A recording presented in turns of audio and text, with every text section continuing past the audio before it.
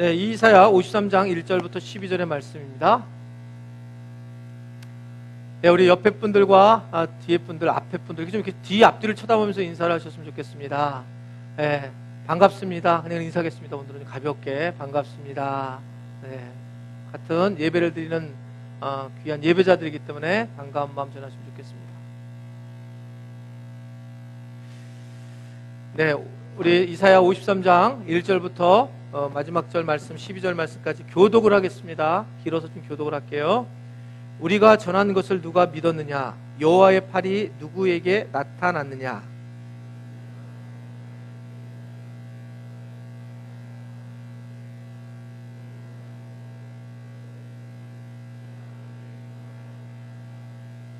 그는 멸시를 받아 사람들에게 버림받았으며 간고를 많이 겪었으며 질고를 아는 자라. 마치 사람들이 그에게서 얼굴을 가리는 것 같이 멸시를 당하였고 우리도 그를 귀히 여기지 아니하였도다.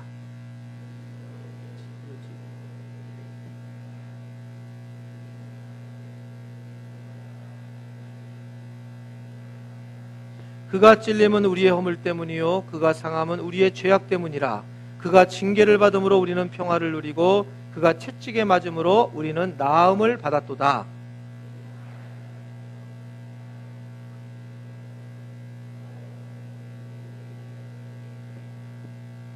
그가 곤욕을 당할 때 괴로울 때에도 그의 입을 열지 아니하였으며 마치 도수장으로 끌려가는 어린 양과 털 깎는 자의 앞에서 잠잠한 양같이 그의 입을 열지 아니하였도다.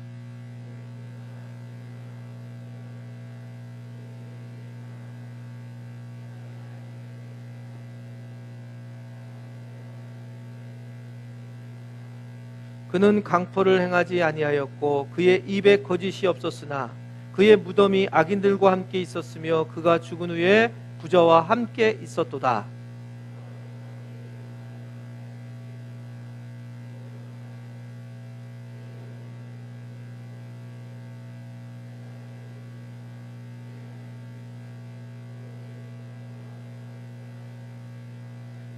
그가 자기 영혼에 수고한 것을 보고 만족하게 여길 것이라. 나의 의로운 종이 자기 지식으로 많은 사람을 의롭게 하며 또 그들의 죄악을 친히 담당하리로다. 그러므로 내가 그에게 존귀한 자와 함께 몫을 받게 하며 강한 자와 함께 탈취한 것을 나누게 하리니 이는 그가 자기 영혼을 버려 사망에 이르게 하며 범죄자 중 하나로 헤아림을 받았음이니라. 그러나 그가 많은 사람의 죄를 담당하며 범죄자를 위하여 기도하였느니라. 아멘. 오늘 이 말씀이 여러분들의 말씀의 실제가 되기를 주님의 이름으로 축원해 드립니다. 여러분, 오늘 설교 제목이 이겁니다. 정말 예수 한 분이면 충분합니까? 라는 제목이에요. 한번 저를 따라하겠습니다. 정말 예수 한 분이면 충분합니까? 네. 아멘이시죠? 네. 우리가 이런 고백을 우리 교회에서는 자주 쓰는 고백이고 또 자주 이야기하는 겁니다. 예수님 한 분이면 충분합니다. 이런 우리가 고백을 하는데 그 고백을 하면서 한번 생각을 해봤어요. 여기서 이 고백은 어떤 말을 가지고 어떤 의도를 가지고 고백을 할까? 예수 한 분이면 충분하다. 이 얘기는 내가 먹고 사는데 내가 이 세상을 살아가는데 예수님 한 분이면 충분하다라고 하는 고백이겠지. 그런 고백이겠죠. 그런데 그렇다면 이 얘기는 뭐냐면 예수님이 내 문제를 다 해결해 주실 거라고 하는 그런 고백을 의미하는 거죠. 그래서 우리는 누군가 예수님 한 분이면 충분합니까? 그러면 정말 믿음 있는 사람들은 내 모든 문제를 해결해 줄 줄로 믿습니다. 그래서 아멘이라고 우리는 고백을 하는 겁니다. 그런데 과연 예수 한 분이면 충분하다라고 하는 것이 그렇게 능력 있는 예수님을 이야기를 하고 있는 것일까? 그 전에 어떤 예수님을 우리에게 알려주는 것이 뭐가 있지 않을까라고 하는 생각을 할 수가 있다는 거죠. 여러분, 우리는 사실은 우리가 보이는 것이 진짜라고 생각하고 보지 못하는 것은 우리는 아니라고 생각하고 있습니다. 블라인드라고 하는 영화가 있어요. 굉장히 좋은 영화입니다. 거기에 주연이 김하늘이라고 하는 그런 예쁜 여배우가 주인공인데 이 소경의 모습으로 나오게 됩니다.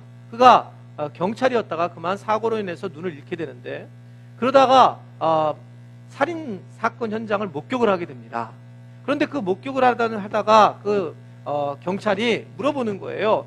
어느 정도 인상 사기를 기억할 수 있습니까? 그랬더니 그 김하늘이 거기서 얘기를 해요. 키가 어느 정도 될 거고, 그리고 몸무게는 어느 정도일 것이고, 또한 어느 정도의 외형적인 모습을 가졌을 겁니다. 그랬더니 그 경찰이 혀를 차면서 기가 막히듯, 아니 어떻게 눈에 보이지 않는 사람이 그것을 볼 수 있습니까? 라고 하는 그런 의도를 가지고 얘기할 때에, 그때 그 여주인공이 이렇게 얘기합니다. 자기도 이제 후천적으로 이 장님이 됐는데, 오히려 이 세월이 지나가면서 장님으로 오래 살다 보니까 그 어떠한 것을 해결할 수 있는 힘을 주셨는데, 그 힘이 뭐냐라고 했을 때에 장님이었지만 귀가 발달을 하면서 상대방이 얘기하는 말소리를 듣고 키를 알 수 있고, 상대방이 말하는 음색이나 두께를 보고 그 사람의 몸무게를 알 수 있고, 그 사람의 성격까지도 이해할 수 있다라고 하는 것을 이야기하고, 나중에 그 이야기가 맞게 되는 것을 볼 수가 있어요. 그걸 보면서 하나님은 놀랍게도 우리에게 어떤 시간, 어느 정도 시간이 흐르면 우리로 하여금 무엇인가를 느낄 수 있게 만든다라고 하는 생각을 하게 됩니다. 여러분, 여기서 이제 사춘기 아이를 데리고 있는 지금 부모님들은 아마 그런 어려움이 있을 거예요. 아이들이 갑자기 신앙생활 잘하다가 하나님이 안 계셔! 이렇게 얘기를 하면서 이야기할 때 어떻게 대처를 여러분 하십니까? 사실은 하나님은 이런 분이야, 복음은 이런 거야, 이렇게 아이들을 가르쳐봤자 사실은 아이들이 알 수가 없는 거예요.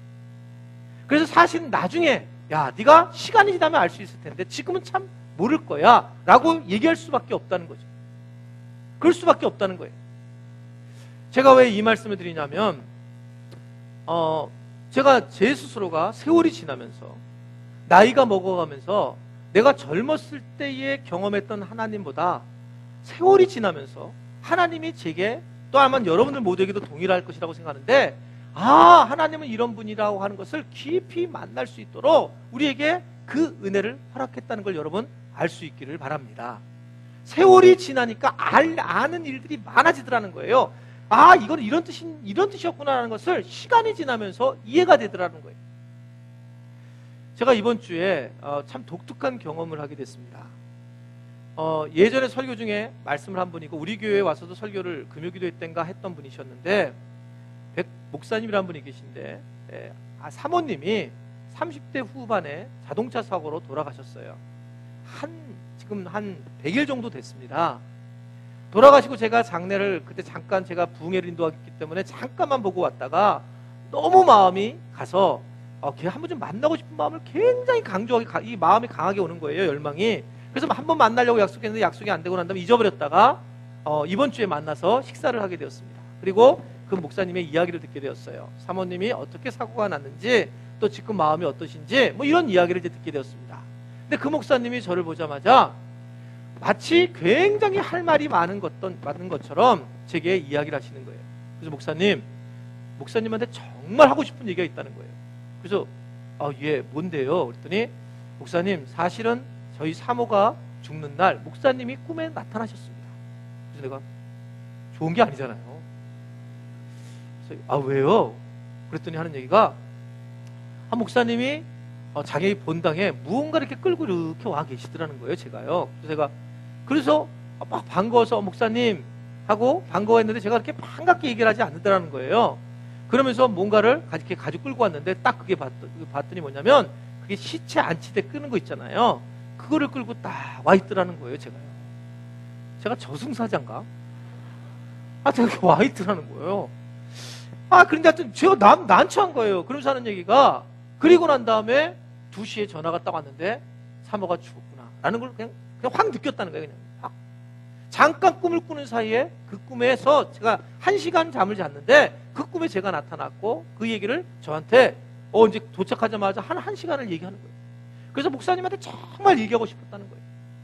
그러면서 왜 나는 하나님이 내게 이 목사님 자꾸 만나게 하기를 원하시고, 왜 또는 제가 그 꿈에 나타났을까?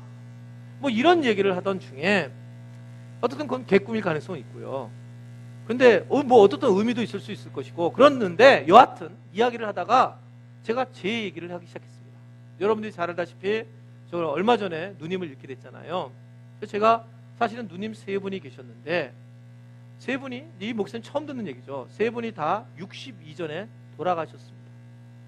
그리고 이분들은 정말 기도를 많이 하신 분들입니다.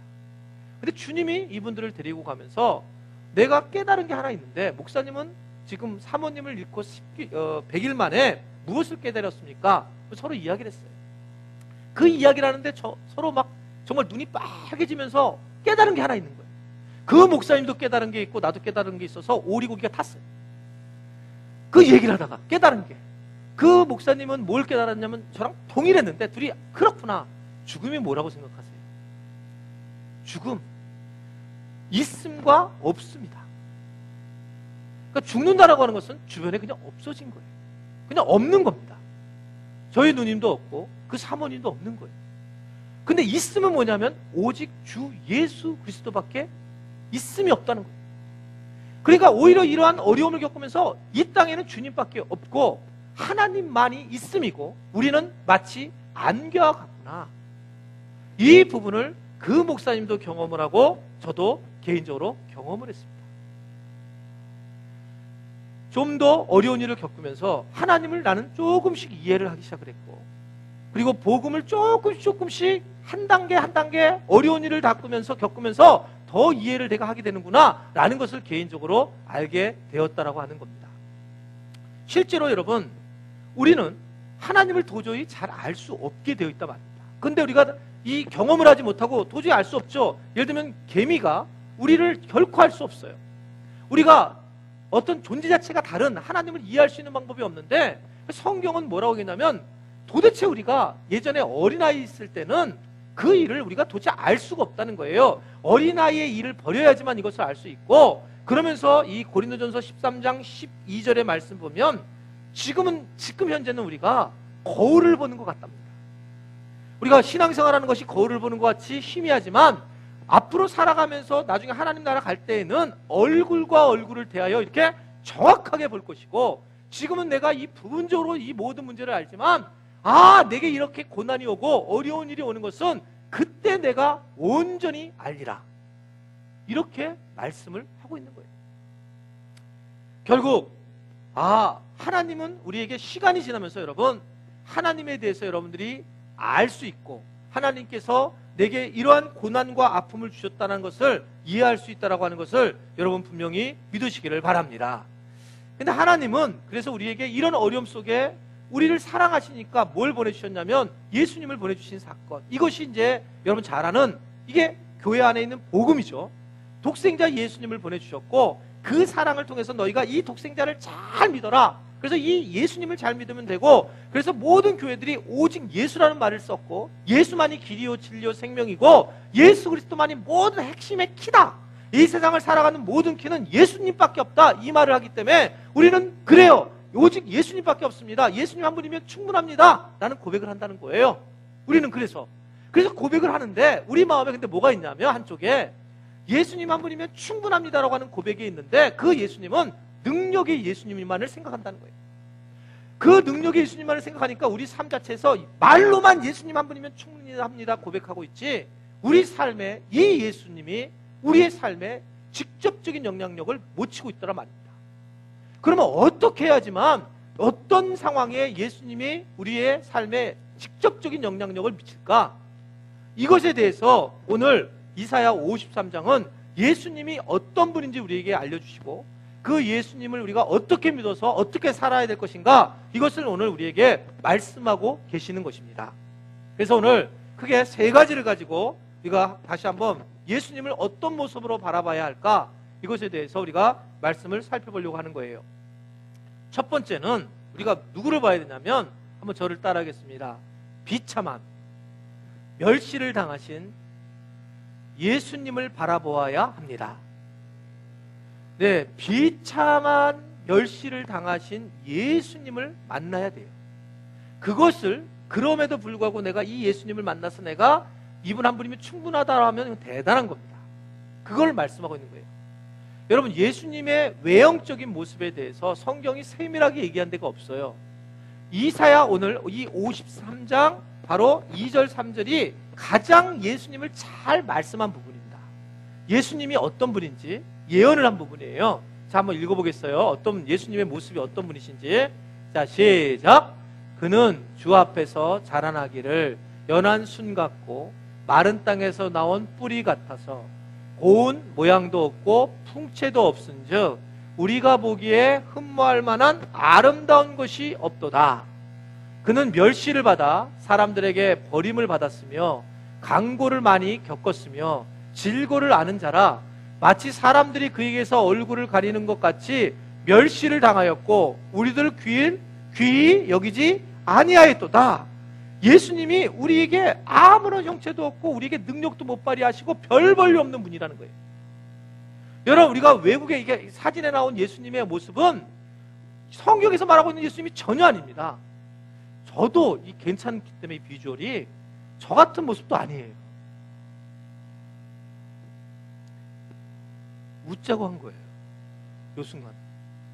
근데 정말 보기에 너무나 보잘것없는 거고, 오늘 말씀에 뭐냐면 아주 사람들이 귀하게 여기지 않는다는 거, 아예 그냥 저 무시하는 사람, 그런 분이 예수님의 형상을 가진 사람이었다, 예수님의 모습이다, 이렇게 성경은 얘기하고 있는 거예요.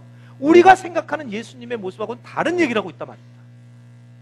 여러분, 이게 그래서 아름다운 것이 없는, 뭐 아주 그냥 보기에 흠모할 것이 하나도 없는, 멸시를 당할 정도의 외형적인 어떤 삶의 모습을 예수님이 가지고 있다.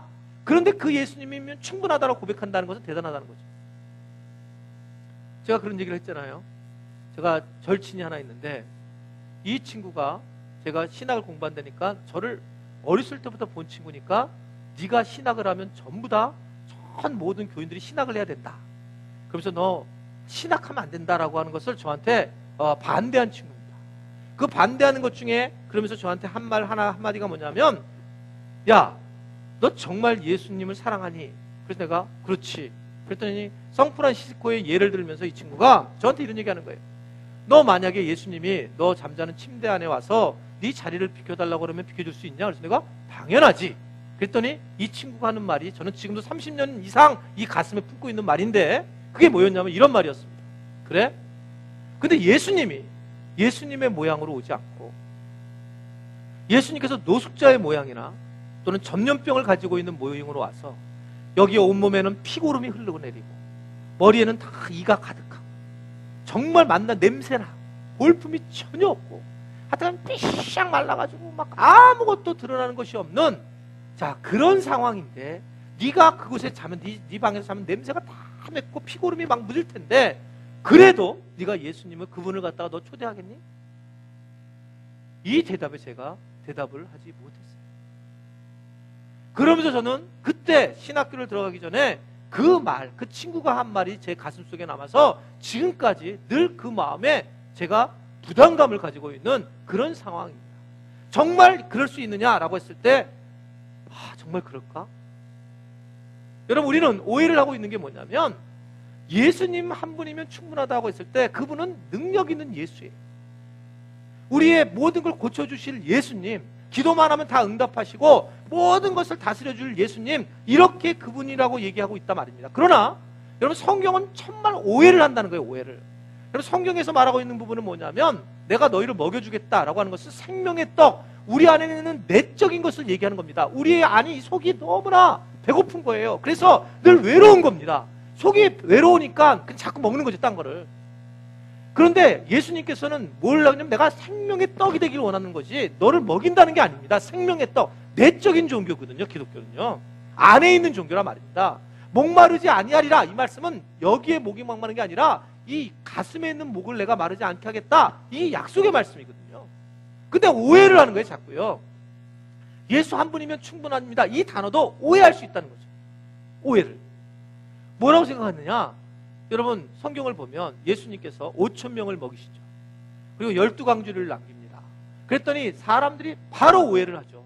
그러면서 먹을 것, 떡과 먹을 것을 위해서 예수님을 따라다닐 때 예수님이 하신 말씀이 뭐냐면, 내가 너희에게 보여줄 것은 정말 영적인 부분인데 요나의 표적밖에 없다. 요나의 표적밖에 없다 라고 그렇게 말씀을 한단 말입니다. 내가 너에게 줄 것은 네 안의 영적인 부분, 네 가슴을 내가 따뜻하고 부활과 십자가의 은혜를 줄 것밖에 없다 라고 하는 것을 말씀을 하고 있는 겁니다. 여러분, 무슨 얘기입니까? 우리가 생각한 예수님은 하나님이 보내신 예수님하고 전혀 달라요. 예수님은 볼품이 없는 분이십니다. 예수님은 능력이 없는 분이세요. 예수님은 아무것도 할 수 없는 그런 분이란 말입니다. 저는 셋째 누님을 위해서 기도 많이 했고 교인들한테 많이 부탁을 드렸고, 그리고 이제 세 번째 누님은 돌아가시지 않겠지, 그렇게 기도 많이 하신 분인데 라고. 근데 하나님께서 능력이 없으셨어요. 예수님은 능력이 없으시고, 그리고 아무것도 우리 누님한테 행할 수가 없었습니다. 그 젊은 사모님을 잃은 목사님에게도 동일했어요. 그 혼자서 자격증을, 개척교회인데 자격증을 14개를 가지고 있대요. 교회가 어려울 때마다 도우려고 자격증을 그렇게 많이 맞아서 교회를 섬기려고, 교회가 부흥하려고 할 때에 혼자 그냥 차삭으로 돌아가셨어요. 졸다가. 하나님은 아무것도 안 하셨다. 아무것도 못 하시는구나. 정말 하나님은 볼품이 없으신 분이시구나. 어떻게 예수님이 살아계시면 이럴 수 있을까? 라고 하면서 정말 하나님은 아무것도 드러낼 수 없는 능력이 없는 분이구나. 예수님은 그런 분이구나. 그렇게 생각을 하던 터에 지금은 여러분 그런 예수님인데, 그런 예수님을 한 분이면 정말 충분합니다. 능력이 없어져도 좋고, 그렇게 힘이 없어져도 좋고, 그렇게 볼품이 없는 예수님이지만 그 예수님 한 분이면 충분합니다. 고백을 하게 되었다는 거예요. 내가 나에게 아무리 다른 걸 안 주시는 그런 분이시다, 내 병을 고쳐주시지 않는 분이시라도, 아주 멸시를 당하시는, 네가 하나님이 살아계신 분이 어떻게 이럴 수 있어? 라고 수많은 사람이 얘기할지라도 나는 그 예수님 한 분이면 충분하다. 이 고백이 저희 누님을 하나님께서 데리고 가시고 제게 주신 엄청난 선물입니다. 저는 누님 때문에 슬퍼하지 않습니다. 그러나 그런 주님의 놀라운 은혜에 대해서 너무 감사한 거예요. 그러면서 제가 요사이 부르는 찬양 하나 중에, 이 찬양이 옛날에는 몰랐던, 느낌이 몰랐던 찬양이에요. 그러나 이제는 확 다가오는 찬양이 있습니다. 약할 때 강함 되시네, 나의 보배가 되신 주 나의 모든 것, 주 안에 있는 보물을 나는 포기할 수 없네, 주 나의 모든 것. 예수 어린 양 존귀한 이름, 예수 어린 양 존귀한 이름. 옛날에는 그냥 불렀던 찬양인데, 진짜 보배는 약할 때 그 주님을 주님, 그래도 주님이 나의 전부십니다. 그렇게 고백할 때 진짜 주님이 내게 주인이 되어주시더라고요. 그때 진짜 내 주님이 되어주시더라고요. 내가 교회가 부흥할 때 주님이 나의 주님이십니다 이럴 때는 주님은 나에게 안 왔어요. 내가 정말 주님은 아무것도 안 들어주시는데 그럼에도 불구하고 주님이 나의 주인이십니다. 그 고백을 할 때 예수님이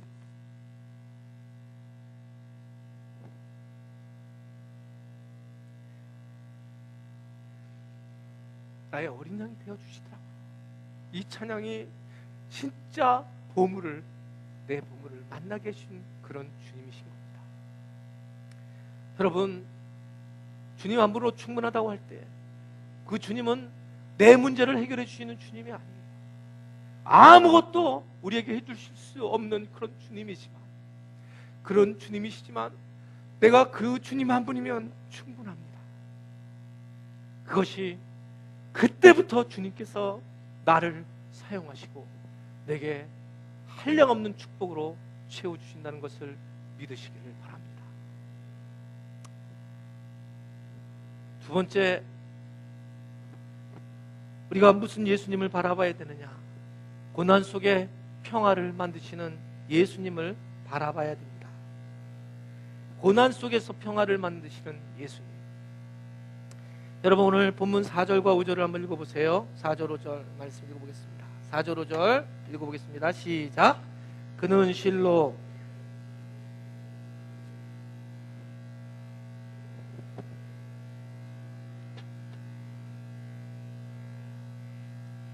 그가 찔림은 우리의 허물을 인함이요 그가 상함은 우리의 죄악을 인함이라.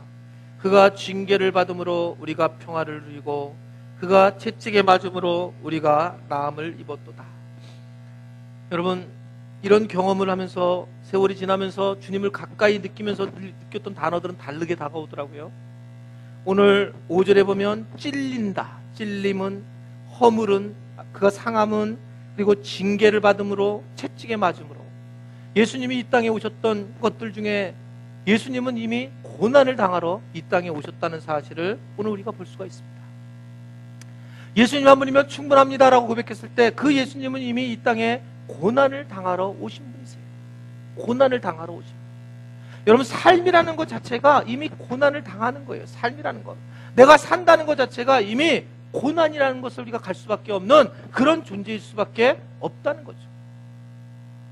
사람은, 세상 사람들은요, 여러분, 자기가 비어있기 때문에 무엇인가 인정받아야지 행복해집니다. 그런데 그것이 없어지면 우울해지는 거예요. 그래서 모든 사람들이, 세상에 있는 사람들이 뭔가를 해결하려고 할 때에 막 노력을 하는 겁니다. 그래서 최선의 노력을 다해서 뭔가를 채우려고 하는 거예요. 성공을 하려고 하고, 또한 뭔가 어디에 높은 위치에 올라가고 사람들이 바라봐야 되고, 그리고 물질적으로 채워져야 되고, 이래야지만 그 우리 스스로가, 존재가 채워지게 되는 것을 볼 수가 있습니다. 그게 인간들의 모습이에요. 제가 한번 말씀을 드린 적이 있죠. 저는 가난하게 살았어요.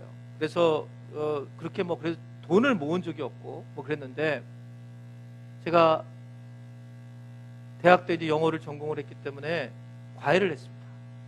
과외를 해가지고, 특별히 과외를 어디서 했냐면 그 유명한 음마아파트에서 했습니다. 음마아파트에서 장 선생님 하면 이름 날린 선생이었습니다. 예, 아멘입니다. 그래서 어떻든 간에 아주 그때 이 과외를 했을 때 한 번에 할 때마다 엄청난 돈을 벌었어요. 그냥 평상시에 전혀 만져보지 못한 돈을 벌게 되었습니다. 80만 원을 받았어요. 80만 원을 받았는데 지금 보면 이게 한 250만 원, 300만 원 되는 것 같아요. 80만 원을 받아서 이걸 어떻게 해야 될까? 정말 고민이 되는 거예요. 왜냐면 저는 한 번도 그 돈을 만져본 적이 없으니까. 근데 제 친구, 아까 얘기한 그 친구가 저한테 방법을 알려줬습니다. 친구들한테 쓰면 된다는 거예요. 그래서 그런 방법이 있구나. 그래서 친구들한테 쌌어요. 하여튼 가족들, 친구들한테 다 쌌습니다. 주변에 있는 사람한테. 막 그때는 제가 부자인 줄 알 거예요. 사람들이 다. 그리고 이제 근데 한 번 쏘는 거지 두 번 쏘게 되겠어요? 두 번 쏠 수 없었습니다. 그래서 두 번째 달에 또 돈을 벌었어요. 그래서 고민이 돼서 그 친구한테 물었습니다. 도대체 이걸 어떻게 해야 되냐? 그랬더니 하는 얘기가, 그 친구가 통장을 만들라는 겁니다. 한 번도 통장을 안 만들어 봤어요. 제 생애 첫 번째 통장이 대학교 다닐 때 만들어진 거예요.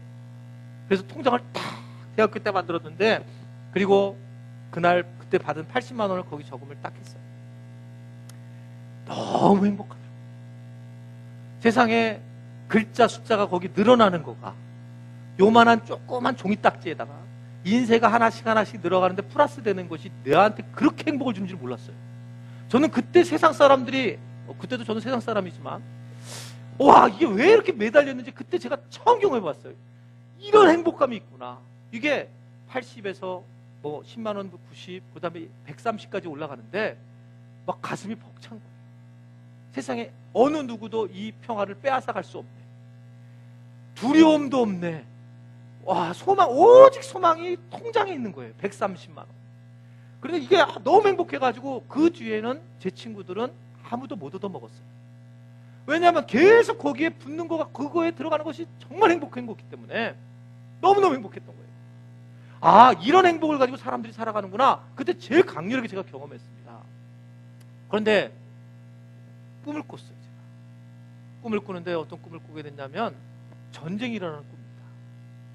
전쟁이 일어나는데 너무 전쟁이 일어나는데 걱정이 되는 거예요. 은행이 망할까 봐. 꿈속에서도 정말 걱정이 심각하게 되는 거예요. 뭐 은행이 망하면 어떡하지? 이 통장에 있는 거 막 그 통장을 가지고 어떻게 할까? 괜히 은행에 집어넣구나 막 악몽만 꾸다 깼어요. 제가 너무너무 아까운 거예요. 그때 제가 깨달은 게, 나는 사실은 왜 대기업에서 뭐 방위 산업 하면 무슨 방위 이렇게 헌금을 많이 내잖아요. 나는 이게 왜 많이 내는가 그랬는데, 건물을 가진 사람들은 무조건 걱정이 되겠더라고요. 전쟁이 일어나면 이거 가지가지도 못하고 이거 걱정 진짜 많이 되겠더라고. 그러니까 많이 내셔야 돼, 그런 분들은.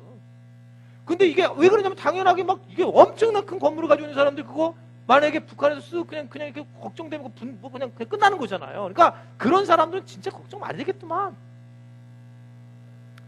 여러분, 우리 교회는 그런 분들이 없어서 너무 다행이에요. 그냥 다 그냥 뭐 전쟁이 일어나면 그냥 다 챙겨갈 게 몇 개 없잖아요, 저희는요. 근데 참 걱정될 일이구나 라는 생각을 하게 되었습니다. 그러면서 사람들은, 저는 학교만 다닌 사람이잖아요. 직장을 다닌 적은 없고, 그리고 내가 세상 사람들은 어떤 부분에서 행복하게 살아가는가 이걸 알게 되더라고요. 그렇게 살아가려고 하는 것이 행복한 거구나 라는 것을 생각을 하게 되더라는 겁니다. 여러분, 근데 이게 평강을 주느냐? 평강을 줄 수 없다는 거예요. 평강을. 여러분, 예수님은 평강을 주는데 뭐라고 그러냐면, 세상의 물질이나 세상의 권위로, 명예로 우리에게 평강을 준 게 아니라, 내가 주는 평안은 세상이 주는 평안과 다르다.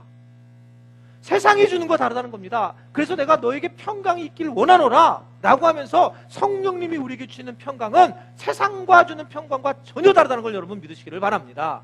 이것에 대해서 사도 바울은 골로새 교회들한테 얘기하면서 뭐라고 했냐면, 그리스도의 평강이 너희 마음을 주장하게 하라.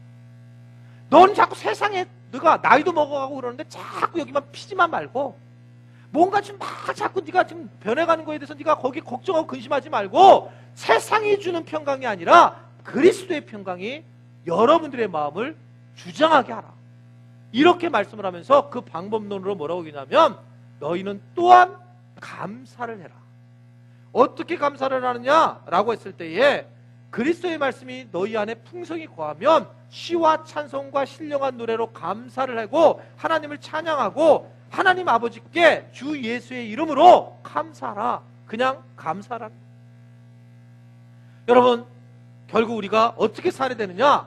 하나님의 평강을 누려야 되는데, 예수님은 이미 고난을 당하면서 평강을 우리에게 주셨는데, 그 고난을 당할 수밖에 없는 그런 상황을 우리에게 알려주셨습니다. 우리도 고난을 당할 사람들이에요. 그런데 우리가 이 고난을 당하면서 평강을 얻을 수 있는 것은 유일하게 하나밖에 없는데, 그것은 그리스도 예수의 평강. 이 평강을 여러분들이 가질 수 있게 되기를 바랍니다. 그것은 감사하는 것이고, 우리가 무엇을 하든지 말이나 입에나 다 그냥 감사합니다. 내 환경이 이래도, 지금 고난을 당해도 내가 감사합니다. 이런 감사를 할 때에, 그때에 우리가 그리스도의 평강이 임하고, 그 고난 속에서 임하는 그 평강, 이거 하나만으로도 충분합니다. 고백하는 것, 이것이 진짜 예수 한 분이면 충분하다라고 하는 고백이라는 것을 여러분 믿으시기를 바랍니다. 마지막 세 번째는, 예수님처럼 입 조심을 하고 제물로 살아가야 한다는 거예요. 여러분, 오늘 7절의 말씀을 보시면, 7절 한번 보세요. 7절 말씀. 자, 7절 말씀 보겠습니다. 시작. 그가 곤욕을 당하여 괴로울 때에도 그의 입을 열지 아니하였으며, 마치 도수장으로 끌려가는 어린 양과 털 깎는 자 앞에서 잠잠한 양같이 그의 입을 열지 아니하였도다. 여러분, 이사야는 예수님에 대해서 어떻게 그림을 그리고 있냐면, 이 도살장으로 끌려가는 그 양이 있는데, 그 양을 이제 털을 깎아서 마지막 고기로 뜨려고 하는 그런 상황에, 그 양이 아무 말을 안 하고 그냥 그래서 없네 하고 있더라는 거예요. 예수님이 그런 분이다. 그래서 그 털을 깎으면서 있는데 바로 그대로 있더라는 거예요. 마치 그러면서 근데 뭐라냐면 할 말이 많은데 아무 말을 하지 않고 그냥 그대로 입을 열지 아니하고 그대로 계시더라. 이렇게 이야기를 하고 있는 겁니다. 그 예수님의 모습이에요. 저희 교회에 다랑이라고 하는 강아지가 있어요. 얘가 제일 싫어하는 게 물입니다. 물. 그래서 얘를 갖다가 이 목욕을 시키려면 우리 애들이 시키려면 난리예요. 얘가 그냥 물 묻으면 막 사방을 막 도망가고 막 이래가지고 오래됐는데도 지금도 물을 싫어해. 물만 이렇게 닿으면 막 그냥 막 난리칩니다. 예전에 막 하고 물려고 그러고 막. 나한테 한 30대는 두들겨 맞았을 거예요. 지금은 얘가 딱 막 애들이 하려면 난리치다가 제가 딱 목욕시키려고 딱 놔두잖아요. 그러면 걔는 끌려가 도살장에 끌려가는 어린 양처럼 가만히 있어. 제가 샤워기를 갖다 얼굴에 막 대고 문질러도 가만히 움직이질 않아. 그리고 그래갖고 제가 그냥 금방 닦아요. 그냥요. 예전에는 막 난리 쳤는데 막 움직이는데 그냥 걔도 할 얘기가 많겠지 나한테. 그래도 제가 그냥 이렇게 대고 있으면 얘는 그냥 가만히 깨끗이 닦음을 받는 거예요. 그걸 보면서 제가 예수님도 얘처럼 이랬나 보다. 얘가 뛰어나갈 힘도 있고 할 얘기도 많은데 하지를 않는다는 거예요. 여러분, 예수님이 나는 너희를 위해서 죽으려고 왔어. 내가 잘못한 게 뭐가 있니? 나는 근데 내가 왜 채찍에 맞을 이유가 내가 뭐였니? 내가 십자가에 달릴 이유가 뭐가 있니? 그럼 너 생각 좀 해봐. 내가 왜 이걸 하는지 생각 좀 해. 생각 좀. 라고 얘기를 해야지만 알아들을 텐데 아무 대답을 안 하셨다는 거예요. 아무 말을 안 하셨다는 거예요. 입을 열지 않으셨다. 하나님의 사역을 마치기 위해서 아무 말을 하지 않으셨다. 이게 오늘 내용의 말씀입니다. 아무 말 하지 않았다는 거예요. 여러분, 이게 주님께서 우리에게 주시는 내용의 말씀인 겁니다. 아무 말을 하지 않았다. 교회가 정말 이 세상에는 교회밖에 희망이 없다라고 말씀도 드렸고, 교회라는 것 자체가 결국 세상에서 나가면 고난을 당하고 욕을 먹게 되어 있는데 사실은 교회도 할 말이 많아요. 근데 교회가 할 말이 많음에도 불구하고 교회가 하지 못하는 이유는, 여러분 이번에 우리 교회 총회가 뭐냐면 주제가 빛과 소금이 되는 그런 교회가 돼야 된다. 그래서 총회 주제가 그거예요. 빛과 소금. 근데 이 개혁적인 목회자들, 젊은 목회자들이 모인 미래 목회 포럼이라는 데가 있어서 저도 거기에 있는데, 거기에서 지금 정한 게 뭐냐면 이제 빛이 되는 것은 그만하자. 한국교회 빛이 돼가지고 내가 이런 축복을 받았습니다, 이런 빛으로 드러나는 것은 그만하고 이제 소금으로 한국 사회에 소금으로 가서 세상에 나가서 이름도 없이 빛도 없이 그냥 소금이 먼저 되자라고 얘기를 했는데 그게 얼마나 와닿는지 몰라요. 그래, 소금으로 살아야 되는구나. 비록 우리가 망하고 우리가 넘어지는 모습을 보일지라도 그래, 소금으로 그 은혜를 이렇게 전하는 자가 돼야지. 예전에는 할렐루야 병 고침을 받았다 이런 걸 막 신문에다 해가지고 다 돌리고 다녔잖아요. 그리고 한국교회에 영향력을 준 건 하나도 없는 거예요. 한국 사회에. 그러니까 막 반기독교적인 사람들이 등장하는데 이제는 우리가 소금의 역할을 하자, 이렇게 이야기를 하고 있는 겁니다. 할 얘기요 많습니다. 한비야, 이 월드비전에 있었던 분인데 카톨릭인 이분 책을 읽어보면 그 책에서 뭐라 하냐면, 아니 NGO, 이 땅에 지금 NGO들의 90% 이상이 다 기독교인인데 왜 기독교가 욕을 먹는지, 그렇게 많이 섬기고 있는데 그 얘기를 해요. 여러분, 우리끼리 딴 데 가서 살면 안 됩니다. 우리끼리 할 말이 많아요. 여러분, 만약에 우리나라에 교회가 없다, 교회가 없다 이렇게 생각하면 일단은 가장 커다란 문제는 양계장이 망할 거라는 거예요. 부활절날 양계절은 정말, 여러분 부활절날 그냥 난리 날 겁니다. 부활절을 그냥 양계장은 거의 한 3분의 1은 문 닫아야 돼요. 여러분 생각을 해보세요. 우리 교회 같으면은 국수 가게 망할 거예요. 국수 엄청나게 우리가 하고 먹고 있잖아요. 꽃 있잖아요, 여러분. 꽃집들, 화원 있잖아요. 화원은 우리 교회가 꽃만 소비하는 게 얼마나 많은데요. 여러분 혹시 직업 이런 분들 꽃집 하세요? 꽃집. 꽃도 이게 한국에 있는 화해사원을 만약에 교회가 만약 안 했다 그러면 반 이상이 꽃집 문 닫아야 된다는 거예요. 모든 집들이. 부동산 곳곳에 가면 여러분 지금 교회가 지금 다 왔다리 갔다 하잖아요. 교회 때문에 막 부동산이 옮기고 막 이러잖아요. 게다가 여러분 봉고, 교회가 봉고가 없어 보세요. 이게 자동차 사업 홀딱 망합니다. 이거는 있잖아요. 음향 산업 하는 분 물어보세요. 우리 교회도 있잖아요. 음향 산업의 최첨단은 교회예요. 95%를 이 교회들이 이 음향을 끌고 하는 거예요. 음향은 다른 데서 도저히, 여러분 이렇게 지금 이렇게 구준협하는 거 이런 거 지금 몇 군데서 하겠어요, 이게요. 교회가 빠지면. 전부 쫄딱 망하는 겁니다. 공사? 여러분 이런 건물 공사, 이거 다 교회가 빠져보세요. 이게 한두 건입니까? 제일 중요한 것은, 여러분, 교인들처럼 많이 드시는 분이 어디 있어요? 교인들끼리 놀러 다니면서 이렇게 막 사방에 다니면 여러분 놀러 가면 맨 교회차예요, 교회차. 세상에 뭔 지역에 가서 돈 쓰는 사람들 다 교인들입니다. 알구나 하라 그래, 이것들이. 짜증나게 하죠. 그러나 아무 말을 하지 말라는 거예요. 우리끼리 얘기하는 거예요. 예수님이 아무 말을 할 말이 많았는데 아무 말을 하지 않으시고 그대로 가셨다, 이렇게 얘기했단 말입니다. 왜냐하면 할 얘기가 많아요. 여러분, 주님 한 분이면 충분합니다. 주님 그렇게 연약하고 부족해도 내가 그 주님 한 분이면 충분합니다 고백을 하면서 그래도 할 얘기가 많죠. 많은데 그냥 그것만으로 충분합니다. 내가 지금 이렇게 고난을 당해도 이렇게 어려움이 와도 그래요, 난 이건 주님 한 분이면 충분합니다 라고 고백을 한다면 그게 소금이 되는 거예요. 그걸 보면서 하나님이 살아계시는 것을 수많은 사람들이 엿보게 되더란 말입니다. 저 사람은 너무 교회 가니까 잘 돼. 어머, 나도 교회 가면 잘 되겠네. 이래서 한국 교회가 지금까지 성장해 왔지만 이건 주님이 원하시는 십자가의 길이 아니에요. 내가 주는 것은 그런 복이 아니라 우리에게 주신 것은 마음의 평강이지 바깥으로 드러난 그것만을 얘기하는 것이 아니다. 이런 축복을 받기 위해서는 먼저 우리가 주님 앞에, 주님 어떤 환경이라도 주님 앞에 엎드리는 것, 이것이 중요합니다.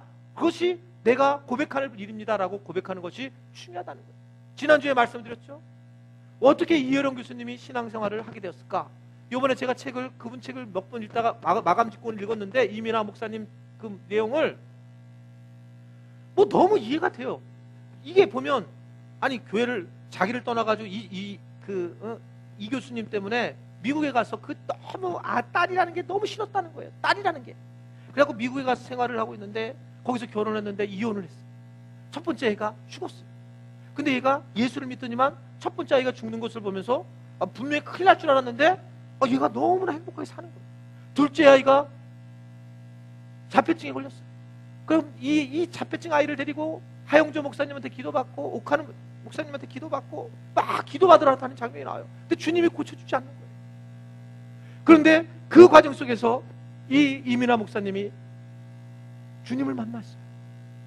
그 주님을 만나면서 자기는 그때 그 자리에서 죽게 되면서 이 부분을 누가 봤냐면 그 아버지가 본 거예요.